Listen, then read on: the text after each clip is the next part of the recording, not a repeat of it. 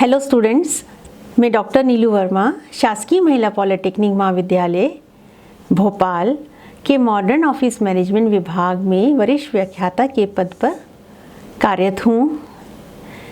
मैंने आपको अपने पिछले व्याख्यान में आय की गणना किस प्रकार की जाएगी यदि आय की गणना हमें मकान संपत्ति शीर्षक में करनी है, उस पर चर्चा की थी।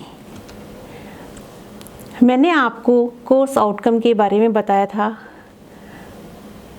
कोर्स आउटकम को अचीव करने के लिए स्टूडेंट्स को लर्निंग आउटकम्स भी सीखने पड़ते हैं और हमने लर्निंग आउटकम 1 और लर्निंग आउटकम 2 पर चर्चा की थी, जिसके बारे में मैं आपको संक्षिप्त में रिकॉल करेंगे। इसको पहला लर्निंग आउटकम था कि हमें किन जरूरी बातों को ध्यान में रखना है जब हम मकान संपत्ति शीर्षक की आय की गणना करेंगे। मकान संपत्ति शीर्षक आय का दूसरा शीर्षक है, ये आप सब जानते हैं, और इसमें मकान, कोई भवन या उससे लगी हुई कोई ज़मीन के वार्षिक मूल्य पर करदाता को कर चुकाना होता है। करदाता मकान अपने स्वयं के उपयोग में रख सकता है, किराए पे दे सकता है, आंशिक स्वयं के उपयोग में रख सकता है या आंशिक किराए पर दे सकता है। यदि करदाता के पास 2 या 2 से अधिक मकान हैं तो उन्हें वह 2 मकान स्वयं के उपयोग में रखने के उपरांत बाकी के मकानों को किराए पे चढ़ा सकता है, और अगर वो किराए पे नहीं चढ़ाता है तो उन्हें किराए पे दिया हुआ ही माना जाता है। इसमें मिश्रित किराए के बारे में भी मैंने आपको बताया था। तो मिश्रित किराया अगर आपके पास दिया होता है तो उसे भी हमें पृथक पृथक करना पड़ता है, क्योंकि मिश्रित किराए में मकान संपत्ति शीर्षक की आय भी होती है और अन्य सुविधाओं की आय भी होती है। हमें अगर शिकमी किराएदार से किराया प्राप्त होता है, इस बारे में भी मैंने चर्चा की थी। तो अगर शिकमी किराएदार से किराया प्राप्त होता है तो वो मकान संपत्ति शीर्षक में कर योग्य नहीं होता है। इसके अलावा कुछ इनकम ऐसी होती हैं जो कर मुक्त होती हैं, जिनका वार्षिक मूल्य 0 होता है। जैसे कि अगर मकान स्वयं के उपयोग में आ रहा है तो वार्षिक मूल्य हमेशा 0 होगा। तो ये कुछ ज़रूरी बातें थीं जो हमें मकान संपत्ति शीर्षक की आय गणना करने में ध्यान रखनी है। दूसरा लर्निंग आउटकम था जिसमें हमने ये देखा था कि सकल वार्षिक मूल्य एवं वार्षिक मूल्य कैसे निकाला जाता है, gross annual value and annual value को कैसे कैलकुलेट करेंगे। तो ग्रॉस एनुअल वैल्यू को कैलकुलेट करने के लिए सीधा सा एक फार्मूला है आपका, संभावित किराया और वास्तविक किराया दोनों में से जो अधिक होता है वो आपकी ग्रॉस एनुअल वैल्यू होती है, वो आपकी सकल वार्षिक मूल्य होती है। लेकिन मकान खाली रहने के कारण आपका वास्तविक किराया जो है, एक्चुअल रेंट जो है, वो किसी कारण से कम होता है, तो ऐसी दशा में आपका वास्तविक किराया ही सकल वार्षिक मूल्य होगा। अगर मकान किराया नियंत्रण अधिनियम के अंतर्गत आते हैं तो हमें संभावित किराया निकालने के लिए नगरपालिका मूल्य भी दिया होता है और फेयर रेंट भी दिया होता है। तो हम सबसे पहले क्या करते हैं, म्यूनिसिपल वैल्यू नगरपालिका मूल्य और फेयर रेंट जिसे हम कहते हैं उचित किराया, इन दोनों में से जो अधिक होता है उसे संभावित किराया मानते हैं, और संभावित किराया और वास्तविक किराया दोनों में से जो अधिक होगा वो आपका सकल वार्षिक मूल्य आएगा। बस आपको यहाँ पे ये ध्यान रखना है कि मकान खाली रहने के कारण अगर वास्तविक किराया कम हो रहा है तो ऐसी दशा में आप हमेशा वास्तविक किराए को ही सकल वार्षिक मूल्य के रूप में लेंगे। अगर मकान किराया नियंत्रण अधिनियम के अंतर्गत नहीं आते हैं तो आपके पास 4 प्रकार के किराए दिए होते हैं। इस पर भी मैंने आपको विस्तार से एग्जाम्पल के साथ बताया था कल। जैसे कि म्यूनिसिपल वैल्यू दी होगी, नगरपालिका कर दिया होगा, फेयर रेंट दिया होगा, उचित किराया दिया होगा, मानक किराया दिया होगा, स्टैंडर्ड रेंट दिया होगा, एक्चुअल रेंट दिया होगा, वास्तविक किराया दिया होगा। तो सबसे पहले आप क्या करेंगे, नगरपालिका मूल्य और उचित किराया दोनों में से जो अधिक आएगा उसको मानक किराए से, स्टैंडर्ड रेंट से कंपेयर करेंगे, और उसमें से जो सबसे कम होगा वो आपका संभावित किराया, एक्सपेक्टेड रेंट होगा।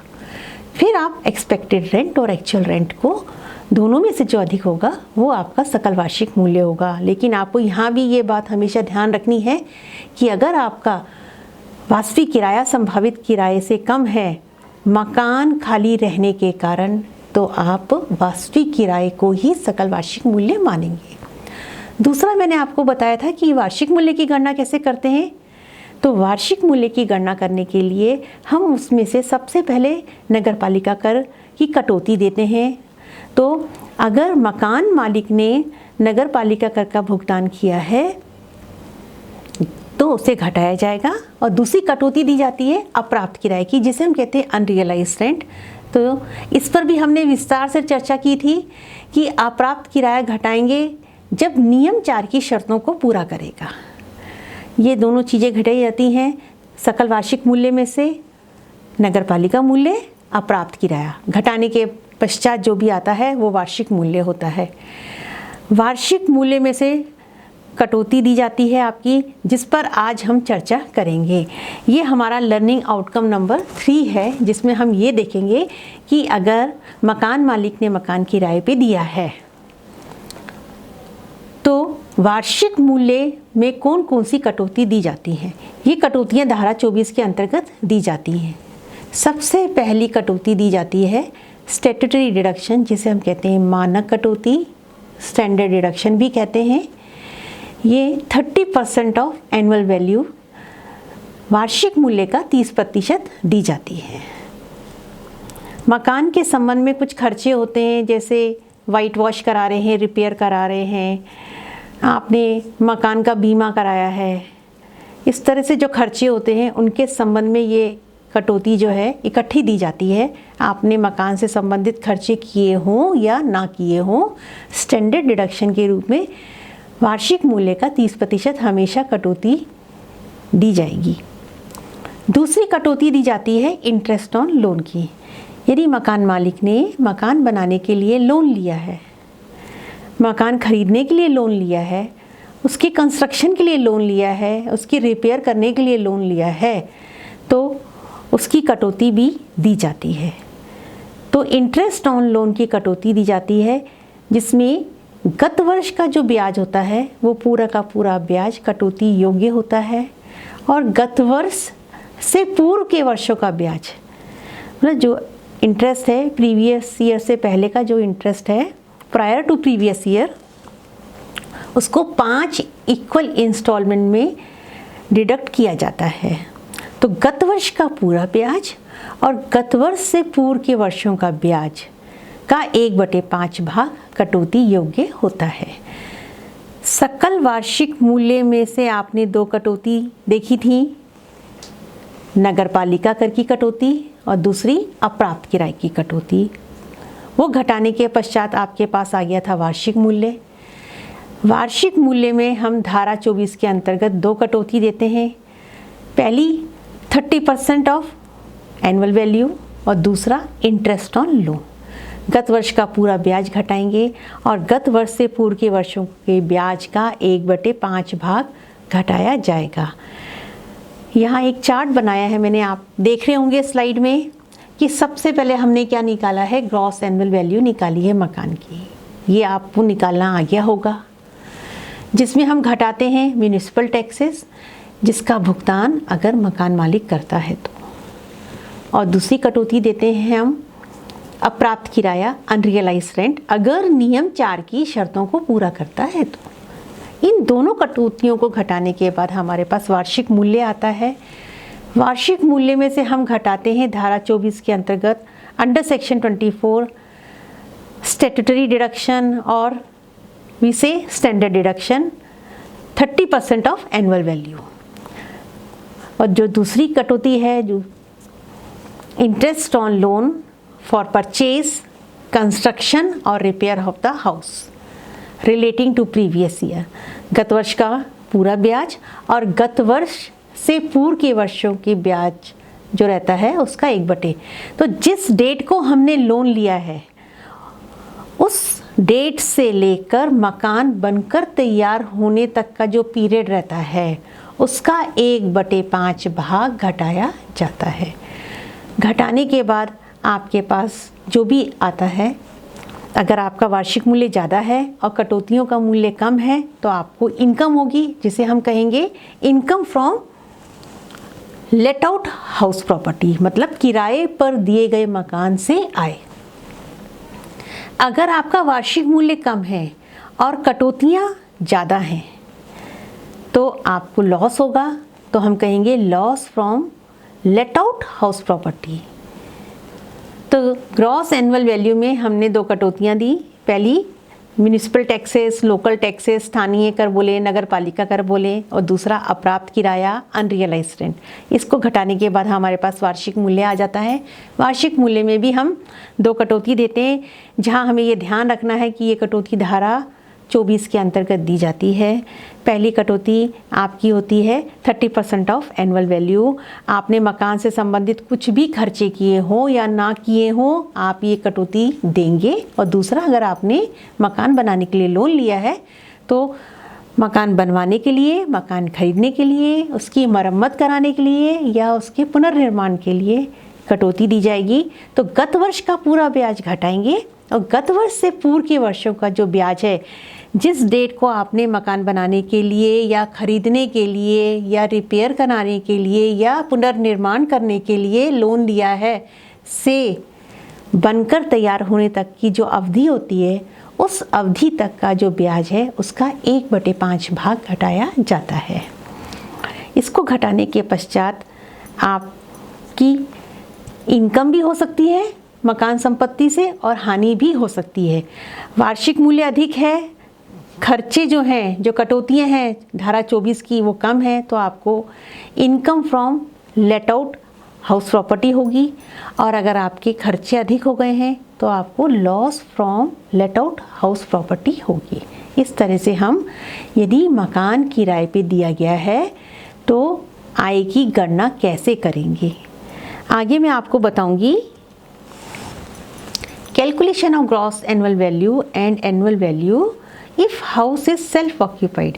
अगर मकान मालिक ने अपना मकान अपने स्वयं के उपयोग के लिए रखा है तो सकल वार्षिक मूल्य की गणना और वार्षिक मूल्य की गणना हम किस प्रकार करेंगे।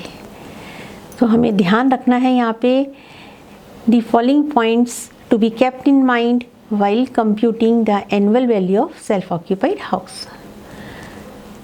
मकान का जो सकल वार्षिक मूल्य होता है वो हमेशा नील रहेगा अगर मकान मालिक ने मकान अपने स्वयं के उपयोग में लिया है तो। दूसरा, मकान मालिक ने जो म्यूनिसिपल टैक्सेस पे किए थे उसकी कोई कटौती नहीं दी जाएगी। तो आपको ये ध्यान रखना है, सकल वार्षिक मूल्य हमेशा 0 रहेगा। हम सकल वार्षिक मूल्य में से जो नगर पालिका कर की कटौती करते थे वो कटौती नहीं दी जाएगी यदि मकान मालिक मकान अपने स्वयं के उपयोग के लिए लाता है तो। तीसरी चीज़ आपको यहाँ पे ध्यान रखनी है कि हाउस जो मकान है या उसका कोई जो भाग है, मकान मालिक ने पूरे समय उससे कोई लाभ प्राप्त नहीं किया है तो भी वार्षिक मूल्य 0 ही रहेगा। आगे हमें इसमें ध्यान रखना है कि मकान मालिक ने कुछ समय अपना मकान स्वयं के उपयोग में लाया और कुछ समय बताया गया है, मतलब कुछ अवधि के लिए। तो यदि मकान मालिक कुछ अवधि के लिए मकान स्वयं के उपयोग में लाता है और कुछ अवधि के लिए बाद में किराए पर देता है तो ऐसी दशा में मकान का वार्षिक मूल्य 0 नहीं होगा।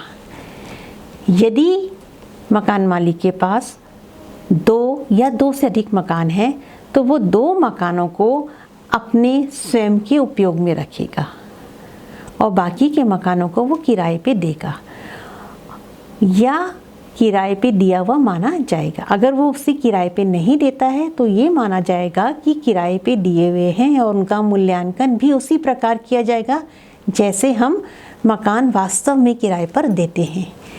लेकिन ऐसी दशा में आप देख रहे हैं, स्लाइड में भी मैंने दिया है आपको, ऐसी दशा में आपको ये ध्यान रखना है कि मकान खाली रहने का कोई प्रश्न नहीं उठता।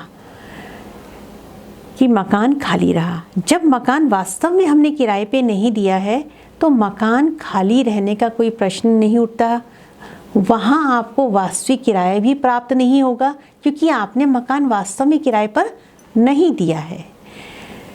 तो अप्राप्त किराया भी नहीं होगा, वहाँ पे अप्राप्त किराए का कोई प्रश्न ही नहीं उठता है क्योंकि मकान खाली ही नहीं रहा।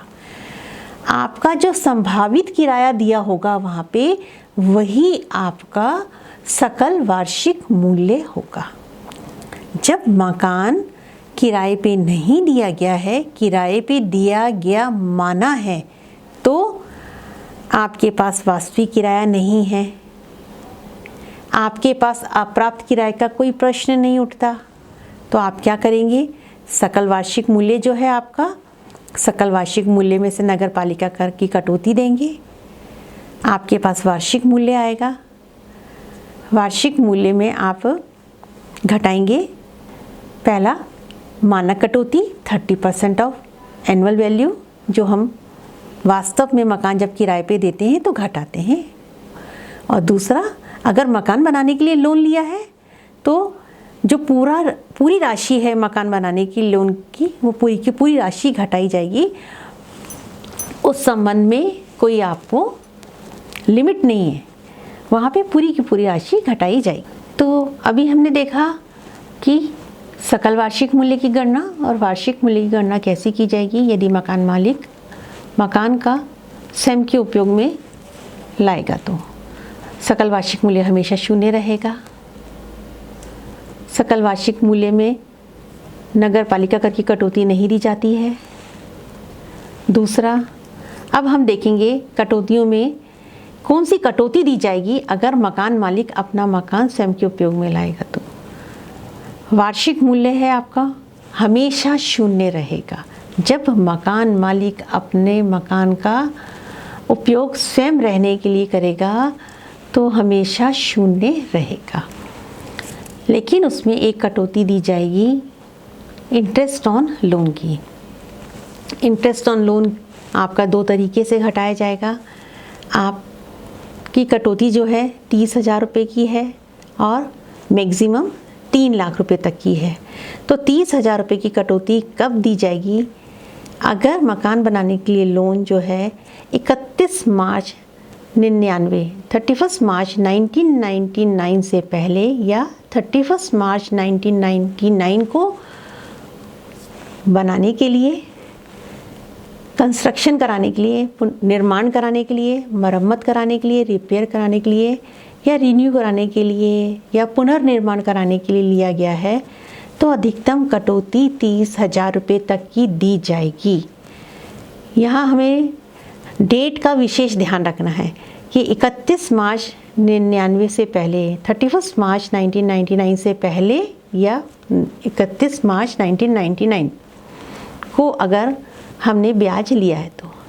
लेकिन अगर 31 मार्च 99 से बाद में 31 मार्च 1999 के बाद अगर मकान बनाने के लिए लोन लिया गया है तो आप देख रहे हैं मकान बनवाने के लिए और ख़रीदने की अधिकतम सीमा 2 लाख रुपये होगी। ध्यान देंगे आप लोग कि मकान को सिर्फ हम खरीदने के लिए और बनवाने के लिए 2 लाख रुपये तक की कटौती देंगे। अगर हम 31 मार्च 99 के बाद लोन लेकर मरम्मत कराते हैं या पुनर्निर्माण कराते हैं तो 30,000 रुपये तक की ही कटौती दी जाएगी। 2 लाख रुपए की कटौती सिर्फ मकान बनाने के लिए या खरीदने के लिए दी जाएगी। अगर मकान मालिक के पास स्वयं के उपयोग के 2 मकान हैं तो जो अधिकतम सीमा है 2 लाख रुपए की, वो दोनों मकानों को मिलाकर ही लागू की जाएगी। तो आपको ये चीज़ ध्यान में रखनी है कि अगर मकान मालिक ने अपना मकान स्वयं के उपयोग में रखा है, सकल वार्षिक मूल्य हमेशा शून्य रहेगा। उस नगर पालिका कर की कोई कटौती दी जाती है, वार्षिक मूल्य भी शून्य रहता है। सिर्फ इंटरेस्ट ऑन लोन की कटौती दी जाएगी वहाँ पर ये ध्यान रखना है कि लोन बनाने के लिए जो हमने मकान बनाने के लिए जो लोन लिया था वो हमने किस डेट में लिया था। हमने 31 मार्च 1999 से पहले लिया था या 31 मार्च 1999 के बाद लिया था। अगर हमने 31 मार्च 1999 से पहले लिया था तो अधिकतम मैक्सिमम लिमिट जो है 30,000 की है, और अगर हमने 31 मार्च 1999 के बाद लिया है तो वो अधिकतम सीमा 2 लाख रहेगी, चाहे वो 2 मकानों के लिए भी ले सकता है। तो ये अधिकतम सीमा 2 लाख की एक मकान के लिए या 2 मकान है जो उसके लिए लागू होगी। इनकम फ्रॉम हाउस प्रॉपर्टी में जब मकान सेल्फ ऑक्यूपाइड होता है तो हमेशा लॉस ही होता है, क्योंकि वार्षिक मूल्य हमारा क्या रहता है, नील रहता है, और हमारे खर्चे जो होते हैं, खर्चों में जो हम कटौती देते हैं इंटरेस्ट ऑन लोन की, तो वहाँ पे हमारा जो रहता है लॉस फ्रॉम हाउस प्रॉपर्टी ही आती है। तो आपकी जब सेल्फ ऑक्यूपाइड हाउस होगा हमेशा लॉस फ्रॉम हाउस प्रॉपर्टी ही आएगा। ये एक चार्ट है, इस चार्ट के माध्यम से आप देखेंगे कि सेल्फ ऑक्यूपाइड हाउस की गणना कैसे की जाएगी। ग्रॉस एनुअल वैल्यू हमेशा नील रहती है, म्यूनिसिपल टैक्सेस जो होते हैं उनको घटाया नहीं जाता है, वार्षिक मूल्य हमेशा शून्य होता है, स्टैंडर्ड डिडक्शन में कोई भी खर्चे घटाए नहीं जाते हैं सिवाय एक कटौती के इंटरेस्ट ऑन लोन की, जो कि 30,000, जिसकी अधिकतम सीमा 30,000 और 2 लाख रुपए है। और मकान संपत्ति शीर्षक में हमेशा लॉस ही रहेगा जब करदाता या मकान मालिक मकान का उपयोग स्वयं के लिए करेगा। एक और चार्ट मैंने यहाँ पे दिखाया आपको, जिसमें मकान अगर हम किराए पे देते नहीं हैं, किराए पे दिया हुआ माना जाता है, मतलब deemed to be let out, ऐसी स्थिति में ग्रॉस एनुअल वैल्यू निकालते हैं।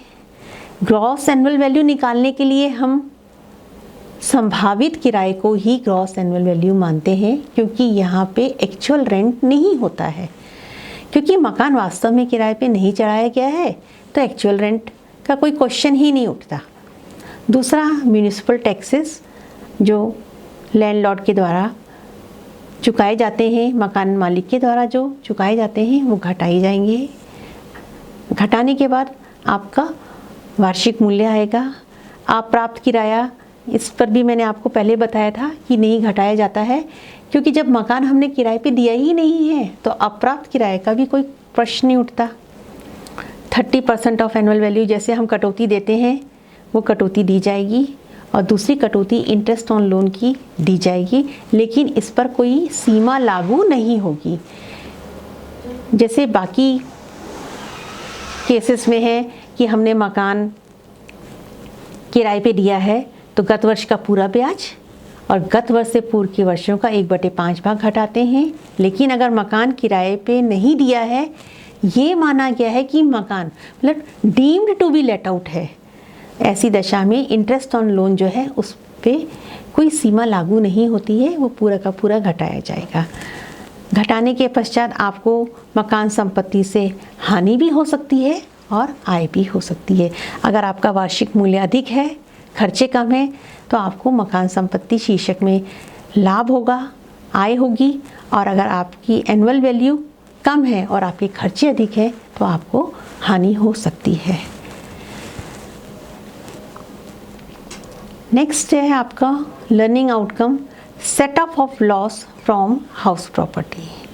अगर मकान संपत्ति शीर्षक में आपको हानि होती है तो इस हानि की पूर्ति किस प्रकार की जाएगी, ये हम यहाँ पर देखेंगे।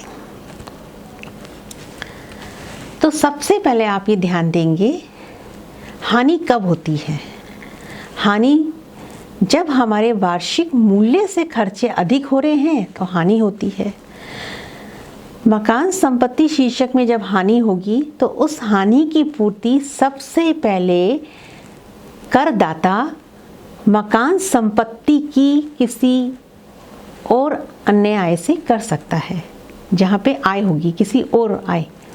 जैसे उसके पास एक से अधिक मकान है तो उसको अगर एक मकान में हानि हुई है और दूसरे मकान में उसको लाभ हुआ है तो करदाता क्या करेगा या मकान मालिक क्या करेगा, मकान संपत्ति शीर्षक की हानि की पूर्ति दूसरे मकान संपत्ति की आय से करेगा।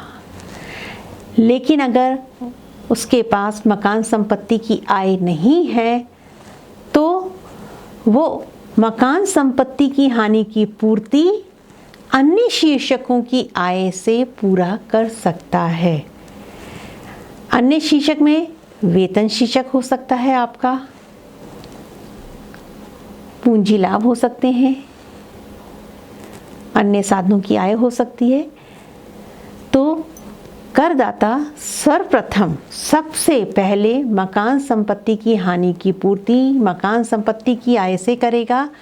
अगर वो मकान संपत्ति की हानि की पूर्ति मकान संपत्ति शीर्षक से नहीं कर पा रहा है तो वह अन्य शीर्षक की आय से करेगा। लेकिन ये ध्यान रखा जाएगा वो उसी गत वर्ष की होनी चाहिए और 2 लाख रुपए से अधिक की पूर्ति वह अन्य आय से नहीं कर सकता है। मकान संपत्ति में हानि है तो वो हानि 2 लाख से अधिक की पूर्ति अन्य शीर्षक की आय से नहीं कर पाएगा। अगर अन्य शीर्षक में भी आय नहीं है तो जो मकान संपत्ति की हानि है उस हानि को आगे ले जाएगा। आगे ले जाना मतलब उस हानि को वो कैरी फॉरवर्ड करेगा और इस प्रकार की हानि को वो मकान संपत्ति की आय से अगले 8 वर्षों तक पूरा कर सकता है। तो यहाँ आप ध्यान देंगे कि अगर मकान संपत्ति शीर्षक में हानि होती है तो उसकी पूर्ति किस प्रकार की जाएगी। जब करदाता या मकान मालिक मकान का उपयोग अपने स्वयं के रहने के लिए ही करता है तो हमेशा हानि ही होगी और उस हानि की पूर्ति वो अपने अन्य मकान से या अपनी अन्य आय से पूरा कर सकता है। नेक्स्ट हम देखेंगे इसमें एग्जेम्प्टेड इनकम्स।